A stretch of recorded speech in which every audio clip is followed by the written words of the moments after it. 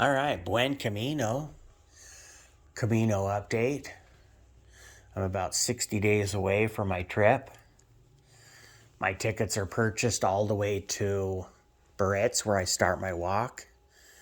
And then my daily will be coming out of my weekly vacation check. I need to buy my return trip still. And so now that I've been blessed by this ticket counseling from Madrid to Iceland, I can buy a ticket from Porto back to France or from Lisbon back to France for between $60 and $80. I mean, I think there was a Porto trip I found that was $30 to France. And then it's another $400 to get home, the whole flight. So I really lucked out when this flight was canceled, because it's opened up these opportunities. So I still need to buy that ticket. So after my walk of going out to Muxia, and then I'm going to make my way down to Lisbon or Porto, I'm definitely going to Santorini and get that done. But what a blessing that was, that ticket falling apart. Not that I would have ate the 450, but now I'm going to use it to get the trip home, which is fantastic. So I'm looking at this trip, and this has been something that has taken over my life for about the last 10 years. And I think that this direction has changed me in so many different ways. This goal of mine of being there every 4 years and being exposed to random events that are just wonderful stories have added a new layer. And I think now more than ever, people around the globe need something like this to shake them up a bit. I mean, there's a lot of fear and a lot of mundane, everyday people that work their whole lives only to die of a heart attack before they get to enjoy anything but being a cog in a wheel of a machine. So basically what I'm doing here is I'm exposing something to as many people as I can. And I think the Camino de Santiago, or a Camino that you take somewhere, a journey that you step away from your normal life and refocus you, your family, is important. And especially now, because there's some kids I think back to the early 60s with my brothers and stuff, and all the memories I have, the chapters of my life that have shaped who I am. And a lot of these kids, 2 years have been stripped and robbed by overprotective adults that did not understand what we were dealing with. And we're waiting for the next one, the next big tragedy, because no one that I know of is demanding that these chemical warfare labs be shut down, and they're everywhere. I mean, you're hearing reports they were in Ukraine, they were in China. There's 2 to maybe 3, 4 in the United States that are creating viruses that will kill the globe. Then you get these crazy people that think that you have to remove population in order to save the planet. We are a tick. We are a tick on a dog's back. And the bite may hurt the dog, but this globe will shake us off with one catastrophe. We are nothing. We think we're so much, but we're so little. We're a speck. So if you want to fix the climate, start in your house. Start with yourself. Look at the clothes you wear, the products you buy. Do your reuse. Are you a waster too that's a hypocrite? I mean, there's evaluation you could truly educate your family on. We're so busy in our lives that we don't stop to think how ridiculous some of this stuff is. But what I'm going to point out here in this whole situation that I'm talking about right now is that this life goal that I have could be a life goal that brings your daughter or your son back from a cliff. There's depression and suicide among young adults, young children, that needs to be addressed. They are not little partners of yours that are little adults standing next to you. Adult conversations should never be addressed to a young kid, right? You have to give them their time of innocence, and that's the key here. So what I'm saying is, if you have a loved one that is so afraid by this current virus, then you need to spend some time with them. You need to take away all of their media, take away their phone, not allow it in school. Our school should not have cell phones. Absolutely not have cell phones. If you want to bring one in, it checks in your locker, you get it taken away till the end of the year.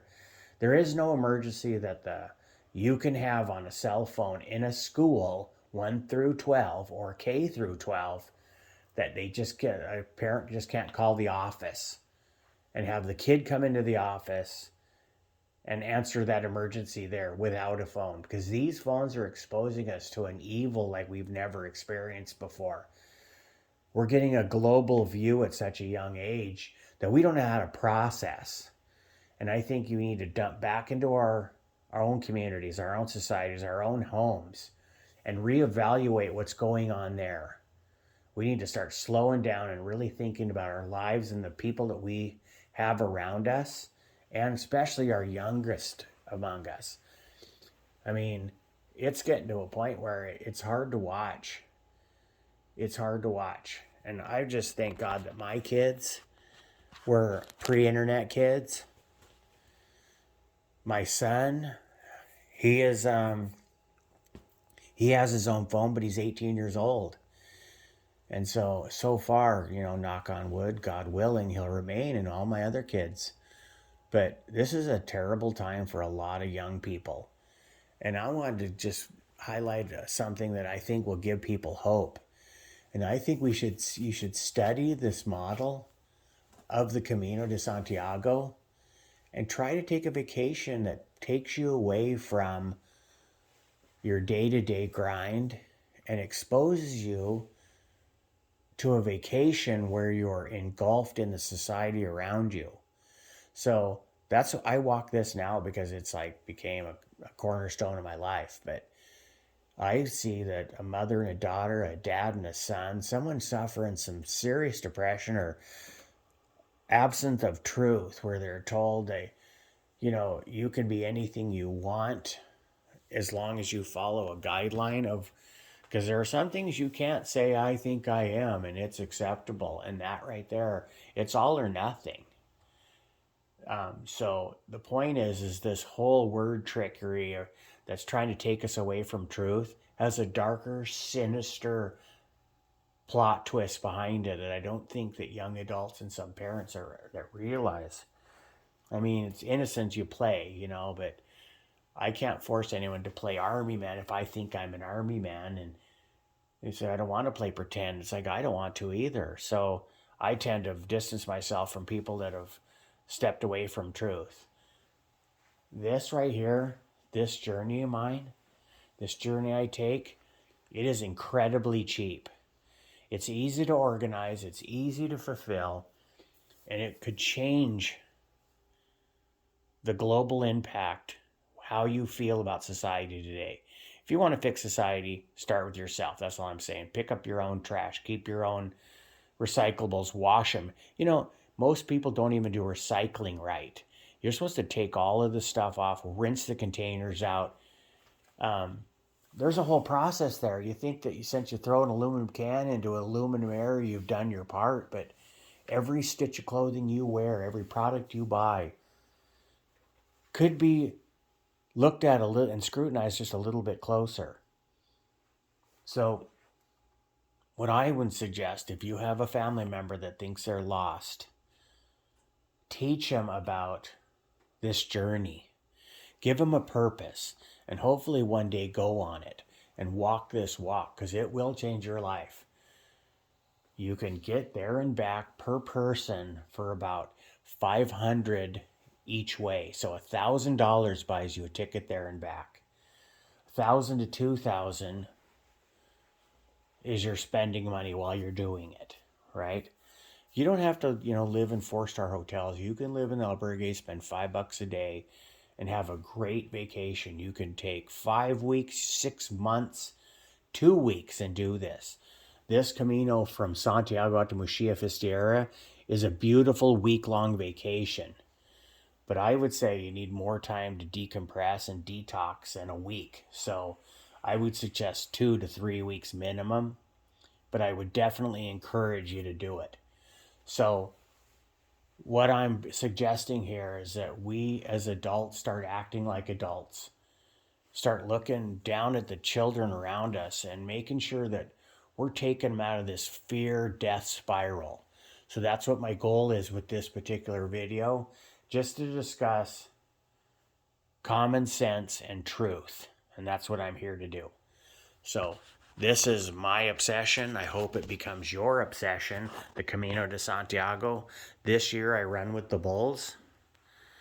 Who knows what happens next 4 years, but my plan is to continue walking this journey. And I hope you guys all do some research. I hope you take your families. I hope that you pull them out of this nightmare of the daily grind and give them hope. I pray for all of you, and I mean that sincerely. From a Camino Junkie to y'all. So God bless you. Buen Camino. I hope you walk the way.